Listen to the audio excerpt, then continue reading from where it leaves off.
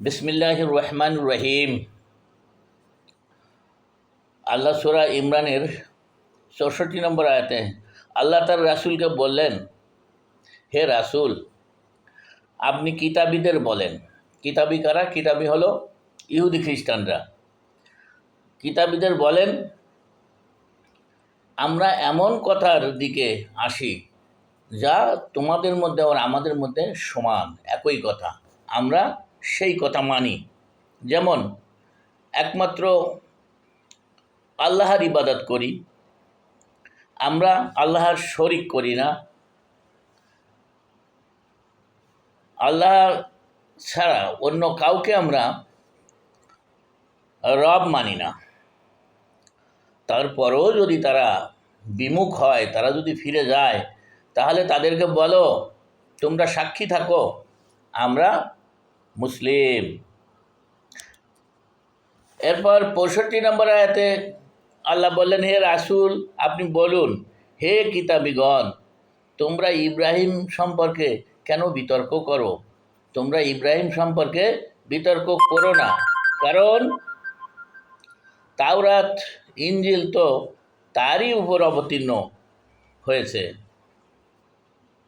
এরপর ৬৭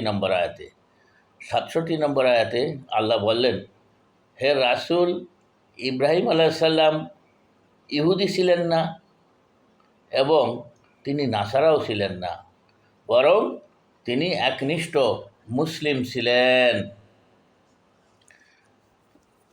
তারপর ৬৮ নম্বর আয়াতে আল্লাহ বললেন, ইব্রাহিমের অনুসারী, যারা ইব্রাহিমের অনুসারী, নবী বিশ্বাসীগণ, তারা ইব্রাহিমের নিকটতম, তা না? তারা হলো ইব্রাহিমের নিকটতম। কারা? যারা তার অনুসারী, বিশ্বাসীগণ এবং নবীগণ। আর আল্লাহ বললেন, আমি আল্লাহ হলাম সকল বিশ্বাসীদের অভিভাবক। একথা অবশ্যই, যে কারণে আল্লাহ সূরা নাহালের ১২৩ নম্বর আয়াতে আল্লাহ তার রাসূলকে কি বলছেন? ইব্রাহিম আলাইহিস সালামের মিল্লাতকে অনুসরণ করতে বলছেন, মানে ইব্রাহিম আলাইহিস সালামের আদর্শকে অনুসরণ করতে নির্দেশ দিয়েছেন।